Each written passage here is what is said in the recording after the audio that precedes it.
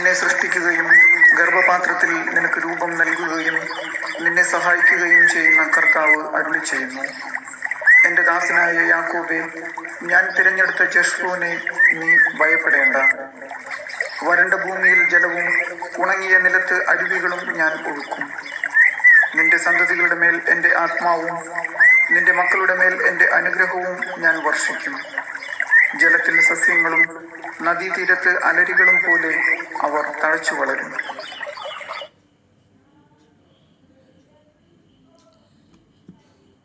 നിന്റെ കവാടങ്ങളുടെ ഓടാമ്പലുകൾ അവിടുന്ന് ബലപ്പെടുത്തുന്നു. നിന്റെ കോട്ടയ്ക്കുള്ളിലുള്ള മക്കളെ അവിടുന്ന് അനുഗ്രഹിക്കുന്നു. സങ്കീർത്തനങ്ങൾ 147:15.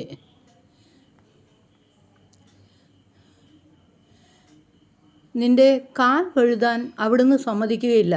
നിന്നെ കാക്കുന്നവൻ ഉറക്കം തൂങ്ങുകയുമില്ല. സങ്കീർത്തനങ്ങൾ 121:3. ഉള്ളിനുള്ളിലുണ്ടേറെ നൊമ്പരങ്ങൾ നാഥ, കേട്ടിടുവാൻ നീ മാത്രമുള്ളൂ.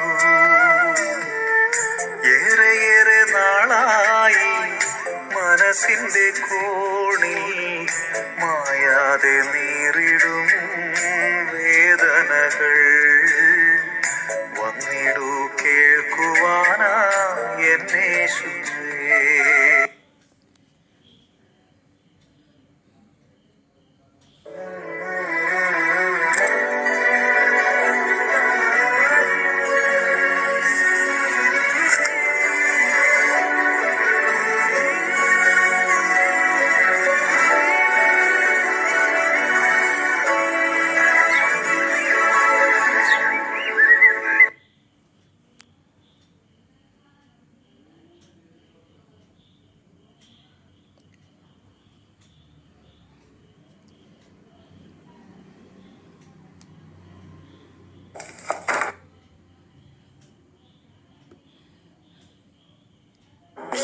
You protect me.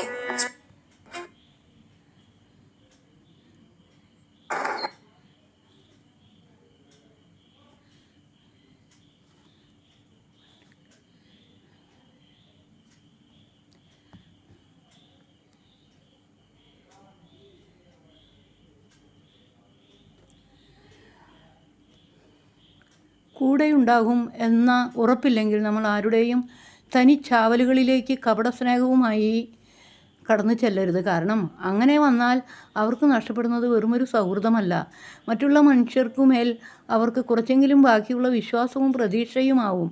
അങ്ങനെ ഒരാളുടെ ജീവിതത്തിലേക്ക് നമ്മൾ കടന്നു ചെല്ലുമ്പോൾ അയാളുടെ ഉള്ളിൽ ഒരു പ്രതീക്ഷയുടെ വെളിച്ചം മിന്നുന്നുണ്ടാകും.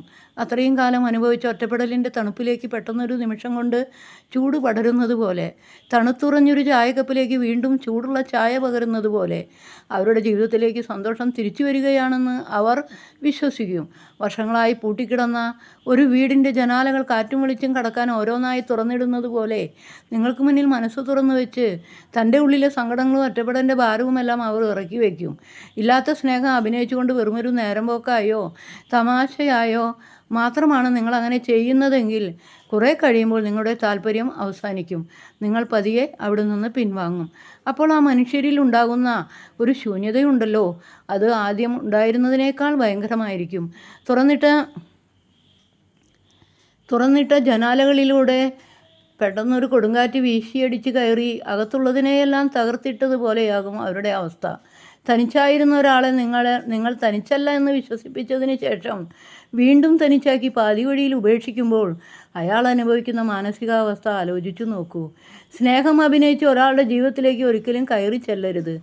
കൂടെയുണ്ടാകുമെന്ന ഉറപ്പില്ലെങ്കിൽ, ആത്മാർത്ഥമായ സ്നേഹമില്ലെന്നുണ്ടെങ്കിൽ ആരുടെയും തനിച്ചാവലുകളിലേക്ക് ഒരിക്കലും കടന്നു ചെല്ലരുത്. ആത്മാർത്ഥതയില്ലാത്ത ഒരു സൗഹൃദത്തേക്കാൾ അവർ നിലവിൽ ജീവിക്കുന്ന ആ നിശബ്ദത തന്നെയായിരിക്കും അവർക്ക് കൂടുതൽ സുരക്ഷിതം. ആരെയും മാനസികമായി തകർക്കാതിരിക്കുക എന്നതും നമ്മൾ അവർക്ക് നൽകുന്ന ഏറ്റവും വലിയ ഉപകാരമാണ്.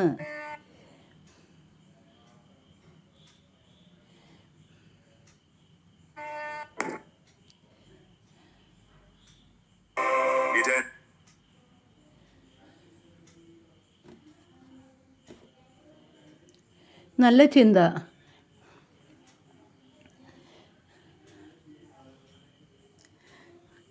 അധ്യാപകൻ ട്രെയിൻ യാത്രയിലാണ്. തൻ്റെ വാച്ചിലേക്ക് തന്നെ ഒരു കുട്ടി നോക്കിയിരിക്കുന്നത് കണ്ട അദ്ദേഹം അവനോട് ചോദിച്ചു, വാച്ച് ഇഷ്ടപ്പെട്ടോ? അവൻ പറഞ്ഞു, അത് വില കൂടിയ വാച്ചാണ്, എനിക്കൊന്ന് കാണാൻ തരുമോ? നിനക്കതിൻ്റെ വില അറിയില്ല, വിരമിക്കുന്ന സമയത്ത് കുട്ടികൾ സമ്മാനമായി നൽകിയതാണ് എന്ന് പറഞ്ഞ് അദ്ദേഹം ആ വാച്ച് ഊരി നൽകി. കുട്ടി കൗതുകത്തോടെ നോക്കുന്നതിനിടയിൽ വാച്ച് ജനാലിലൂടെ പുറത്തുപോയി. അടുത്തിരുന്നവരെല്ലാം ഞെട്ടി. കുട്ടി കരച്ചിലായി. അടുത്ത സ്റ്റേഷനിൽ ഇറങ്ങാറായപ്പോൾ അദ്ദേഹം പറഞ്ഞു, വാച്ച് 1 മണിക്കൂറിനുള്ളിൽ എനിക്ക് കിട്ടും. സ്റ്റേഷൻ മാസ്റ്ററുടെ ഓഫീസിലെത്തിയ അദ്ദേഹം കാര്യം പറഞ്ഞു. ഏകദേശം ഏതു പ്രദേശത്താണ് നഷ്ടപ്പെട്ടതെന്ന് അറിയാമോ എന്ന് സ്റ്റേഷൻ മാസ്റ്റർ ചോദിച്ചു. അധ്യാപകൻ പറഞ്ഞു, ഇവിടെ നിന്ന് 125-ാമത്തെ പോസ്റ്റിൻ്റെ ചുവട്ടിൽ വാച്ച് പോയപ്പോൾ മുതൽ ഞാൻ കൃത്യമായി അത് എണ്ണുകയായിരുന്നു. തുടരന്വേഷണത്തിൽ അതേ സ്ഥലത്ത് നിന്ന് വാച്ച് ലഭിച്ചു. പ്രശ്നത്തിൽ അകപ്പെട്ടാൽ പ്രതികരണം 2 വിധത്തിലാകാം. 1 മനക്ലേശത്തോടെ, 2 മനസാന്നിധ്യത്തോടെ. അപ്രതീക്ഷിതമായത് എന്തെങ്കിലും സംഭവിച്ചാൽ മനോനില തെറ്റുക എന്നതാണ് മിക്കവരും അഭിമുഖീകരിക്കുന്ന പ്രധാന പ്രശ്നം. സംഭവിച്ച ദുരന്തത്തേക്കാൾ വലുതാണ് നഷ്ടപ്പെടുന്ന സമാധാനം. വീണ കയത്തിൽ നിന്ന് കയറി വരാനാകാത്തതിൻ്റെ കാരണം കയത്തിൻ്റെ ആഴമല്ല, മനസ്സിൻ്റെ തകർച്ചയാണ്. തളർന്ന മനസ്സിൻ്റെ ചിന്തകൾ ദുർബലവും നിരാശജനകവുമാണ്. ഇനി എങ്ങനെ പുറത്തു വരും? എനിക്ക് എന്താണ് ഇങ്ങനെ സംഭവിക്കുന്നത്? ഈ നഷ്ടം എങ്ങനെ പരിഹരിക്കും? ചുറ്റും നിൽക്കുന്നവരെല്ലാം കണ്ടില്ലേ തുടങ്ങിയ നിഷേധ ചിന്തകളാണ് പ്രശ്നങ്ങളുടെ വലിപ്പം കൂട്ടുന്നത്. മനസാന്നിധ്യത്തോടെ തുടരുന്നവരുടെ ചിന്തകൾ പ്രായോഗികമായും പ്രശ്നപരിഹാര കേന്ദ്രീകൃതമാവും. ഇനി എന്താണ് മാർഗം? പരിഹാരത്തിന് എന്തെല്ലാം സാധ്യതകളുണ്ട്? ഉടനടി എന്തെങ്കിലും ചെയ്യേണ്ടതുണ്ടോ? കുറച്ചുനേരം കാത്തിരുന്നാൽ പ്രതിവിധി ഉണ്ടാകുമോ? തുടങ്ങിയ ചിന്തകളെല്ലാം പരിഹാരത്തിലേക്ക് നയിക്കുന്നതാണ്. ആകുലപ്പെടുന്നതിൻ്റെ പേരിൽ ഒരു വൈഷമ്യവും അവസാനിക്കില്ല. പരിഹാര മാർഗങ്ങൾ കണ്ടെത്താനാകാതെ വിധം മനസ്സ് ദുർബലമാവുകയേയുള്ളൂ.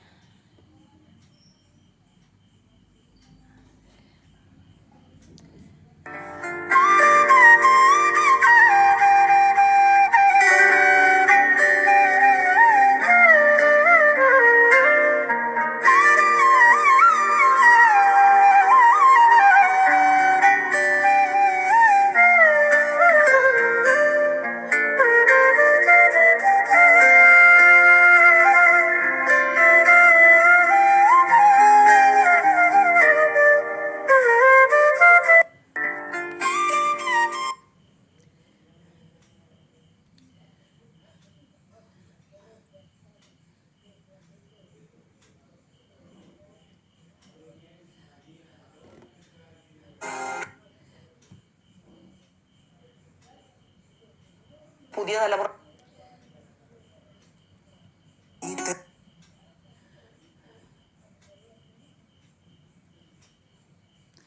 ഒരു പുസ്തകം വായിച്ചു തീർക്കുന്നത് പോലെയാണ് ചില സൗഹൃദങ്ങളുടെ കാര്യവും. എത്ര മനോഹരമായ കഥയാണെങ്കിലും ഒടുവിൽ ആ പുസ്തകം അടച്ചു വെച്ചേ മതിയാകൂ. നമ്മൾ കണ്ടുമുട്ടുന്ന ചില മുഖങ്ങളുണ്ട്. ആദ്യ കാഴ്ചയിൽ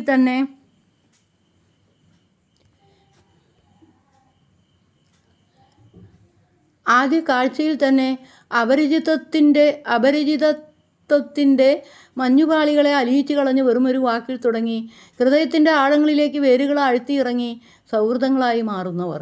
തികച്ചും അപ്രതീക്ഷിതമായി എവിടെയോ വെച്ച് 2 അപരിചിതർ പരസ്പരം നോക്കി പുഞ്ചിരിക്കുന്നു. അതൊരു ക്ലാസ് മുറിയാവാം, ജോലിസ്ഥലമാകാം, ഒരു യാത്രയിലാകാം. അങ്ങനെ എവിടെയെങ്കിലും ആകാം ആ ബന്ധത്തിൻ്റെ വിത്ത് മുളയ്ക്കുന്നത്. പരസ്പരം മിണ്ടിത്തുടങ്ങുന്ന ആ നിമിഷങ്ങളിൽ നിന്ന് പിന്നീട് അതൊരു ശീലമായി മാറുന്നു. പിന്നെ മിണ്ടാതിരിക്കാൻ വയ്യെന്നാകും. ആ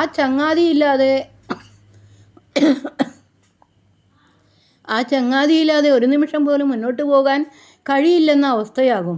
സന്തോഷങ്ങളും സങ്കടങ്ങളും എല്ലാം പങ്കുവെക്കാൻ ആ ഒരൊറ്റ പേര് മാത്രം. വേനൽച്ചൂടി തണൽ വിരിഞ്ഞു നിൽക്കുന്ന ഒരു വൻമരം പോലെയാവും അപ്പോൾ ആ സൗഹൃദം. പരസ്പരം മനസ്സിലാക്കാൻ വാക്കുകൾ പോലും ആവശ്യമില്ലാത്ത അവസ്ഥ. കണ്ണുകളിലെ ഒരു ചെറിയ ഭാവമാറ്റം പോലും തിരിച്ചറിയാൻ കഴിയുന്ന അത്രയും ആഴമുള്ള ആത്മബന്ധമായി അത് മാറും. ഒരു ദിവസം ഒന്നും സംസാരിച്ചില്ലെങ്കിൽ ഉള്ളിലെന്തോ വലിയൊരു ശൂന്യത അനുഭവപ്പെടും. കൂട്ടിന് വേറെ ആളുണ്ടായാലും ആ ചങ്ങാതിയുടെ അസാന്നിധ്യം ഒരു തുരുത്ത് പോലെ നമ്മളെ ഒറ്റപ്പെടുത്തും. സുഗന്ധം പരത്തിയ പൂക്കൾ വാടി വീഴുന്നത് പോലെ, പച്ചപ്പു നിറഞ്ഞ വനങ്ങൾ മരുഭൂമിയാകുന്നത് പോലെ, കാലം കടന്നു പോകുമ്പോൾ എവിടെയോ വെച്ച് ഏതോ ഒരു നിമിഷത്തിൽ ആ ബന്ധത്തിൻ്റെ താളം തെറ്റാൻ തുടങ്ങും. പുതിയ സാഹചര്യങ്ങൾ, തിരക്കുകൾ, ദൂരങ്ങൾ അല്ലെങ്കിൽ തെറ്റിദ്ധാരണകൾ കാരണം എന്തുമാകാം. പതിയെ പതിയെ സംഭാഷണങ്ങളുടെ ദൈർഘ്യം കുറഞ്ഞു വരും. ഒരു കാലത്ത് മണിക്കൂറുകളോളം സംസാരിച്ചിരുന്നവർ വല്ലപ്പോഴുമുള്ള ചെറിയ വാചകങ്ങളിലേക്കും വാക്കുകളിലേക്കും ഒതുങ്ങും. പിന്നെ അതുമില്ലാതെ പരസ്പരം മിണ്ടാതെയാകും. അത് ശത്രുത കൊണ്ടല്ല, പരസ്പരം വഴക്കിട്ടതുമാവില്ല. പക്ഷെ എന്തുകൊണ്ടോ സംസാരിക്കാൻ വാക്കുകൾ കിട്ടാതെയാവും. ഒരു സന്ദേശം അയക്കാൻ ഫോൺ കയ്യിലെടുക്കുമ്പോൾ ഞാൻ എന്തിനത് ആദ്യം അയക്കണം എന്ന ചിന്തയോ അല്ലെങ്കിൽ ചിലപ്പോൾ ഇഷ്ടപ്പെട്ടില്ലെങ്കിലോ എന്ന ഭയമോ വിരലുകൾ തളർത്തും. യാദൃശ്ചികമായി കണ്ടുമുട്ടിയാൽ പോലും വാക്കുകൾ തൊണ്ടയിൽ കുടുങ്ങും. ആകാശത്ത് ഒരേ സമയം തിളങ്ങി നിൽക്കുമ്പോഴും പരസ്പരം തൊടാൻ കഴിയാത്ത സൂര്യനെയും ചന്ദ്രനെയും പോലെ. വഴി പിരിഞ്ഞുപോയ അങ്ങനെയൊരു പഴയ സുഹൃത്തിൻ്റെ നമ്പർ ഇന്നും പലരുടെയും ഫോണിലുണ്ടാകും. ഡിലീറ്റ് ചെയ്യാൻ മനസ്സ് വരാത്ത, എന്നാൽ ഒരിക്കലും വിളിക്കാൻ ധൈര്യമില്ലാത്തത്. ഒരു സ്മാരകം പോലെ അത് അവിടെ അവശേഷിക്കുന്നുണ്ടാവും. ആരും ആർക്കും എക്കാലവും സ്വന്തമല്ലെന്ന തിരിച്ചറിവിൻ്റെ സ്മാരകങ്ങൾ. കാലത്തിൻ്റെ കാൽപ്പാടുകൾക്കിടയിൽ അങ്ങനെ മാഞ്ഞുപോയ എത്ര സൗഹൃദങ്ങൾ.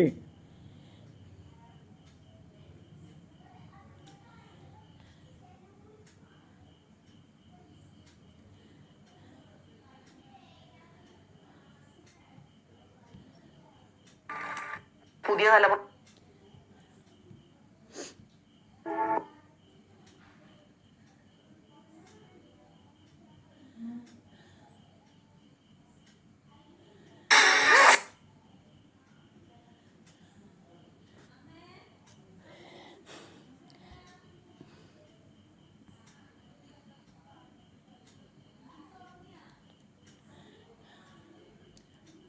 പണം കൊണ്ടല്ല, സ്നേഹം കൊണ്ട് പൊതിയുവാൻ പഠിക്കണം. കാരണം മനുഷ്യൻ മണ്ണാവാൻ ഒത്തിരി സമയം ഒന്നും വേണ്ട.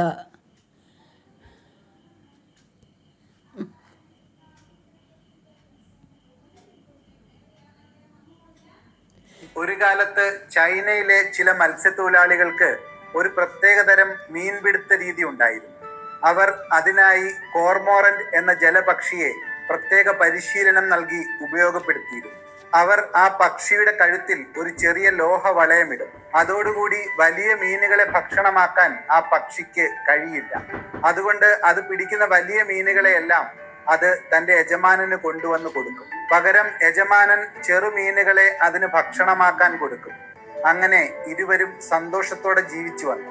പക്ഷേ ഒരു ദിവസം മീൻപിടുത്തക്കാരന്റെ മനസ്സിൽ ഒരു ചെറിയ ചിന്ത വന്നു. ഏതായാലും ഈ പക്ഷിക്ക് വലിയ മീനുകളെ ഭക്ഷിക്കാൻ കഴിയില്ല, പിന്നെ എന്തിനാണ് ഞാൻ ഇതിന് പ്രതിഫലം കൊടുക്കുന്നത്? പിറ്റേ ദിവസം അയാൾ ആ പക്ഷി കൊണ്ടുവന്ന വലിയ മീനുകളെയെല്ലാം സ്വന്തമാക്കി. പ്രതിഫലമായി ചെറുമീനുകൾക്ക് പകരം മീൻമുള്ളുകൾ മാത്രം നൽകി. പക്ഷി പരാതിയോ പരിഭവമോ കാട്ടിയില്ല. അത് നിശബ്ദനായിരുന്നു. എന്നാൽ പിറ്റേ ദിവസം മുതൽ അത് ആഴമുള്ള വെള്ളത്തിലേക്ക് പോകുന്നത് അവസാനിപ്പിച്ചു. വലിയ മീനുകളെ പിടിക്കാനും ശ്രമിച്ചില്ല. കരക്കരികിൽ കിട്ടുന്ന ചെറുമീനുകളെയും ജലജീവികളെയും സ്വയം ഭക്ഷണമാക്കാൻ തുടങ്ങി. ഏതാനും ദിവസങ്ങൾക്കുള്ളിൽ മത്സ്യത്തൊഴിലാളിയുടെ കുട്ട ശൂന്യമായി. ഈ കഥ നമ്മെ ഓർമ്മിപ്പിക്കുന്നത് ഏതൊരു ബന്ധത്തിലും എഴുതി ഒപ്പിട്ട കരാറുകളേക്കാൾ കൂടുതൽ പരസ്പര വിശ്വാസത്തിനാണ് പ്രാധാന്യം. ആ വിശ്വാസം ഒരിക്കൽ തകർന്നാൽ ഒരു ജീവനക്കാരൻ ജോലി ചെയ്യുന്നതായി പുറമേ തോന്നിയേക്കാം, പക്ഷേ ഒരു സ്ഥാപനം മുന്നേറുവാനുള്ള ആത്മാർത്ഥതയും അർപ്പണബോധവും അയാളിൽ നിന്ന് നഷ്ടപ്പെട്ടിട്ടുണ്ടാകും. നിങ്ങളോടൊപ്പം ജോലി ചെയ്യുന്നവർ ഉത്തരവാദിത്വവും ആത്മാർത്ഥതയും കാട്ടുന്നുണ്ടെങ്കിൽ അത് അവർക്ക് മറ്റെവിടെയും അവസരങ്ങൾ ലഭിക്കാത്തത് കൊണ്ടല്ല, മറിച്ച് അത് അവർക്ക് നിങ്ങളിലുള്ള വിശ്വാസവും ബഹുമാനവും കൊണ്ടാണ്. അത് ഒരിക്കലും തകർക്കരുത്. നിങ്ങളുടെ കീഴ് ജീവനക്കാർ നിങ്ങൾ പറയുന്നതെല്ലാം അനുസരിക്കേണ്ടവരാണ് എന്ന ചിന്ത ഒരിക്കലും പാടില്ല. കാരണം കഴിവുള്ള ഒരാൾക്ക് മറ്റൊരവസരം കണ്ടെത്താൻ അധിക സമയം വേണ്ട. അങ്ങനെ വന്നാൽ ആത്യന്തികമായി നഷ്ടം സംഭവിക്കുന്നത് മറ്റുള്ളവരുടെ മൂല്യം തിരിച്ചറിയാനാകാത്തവർക്കാണ്.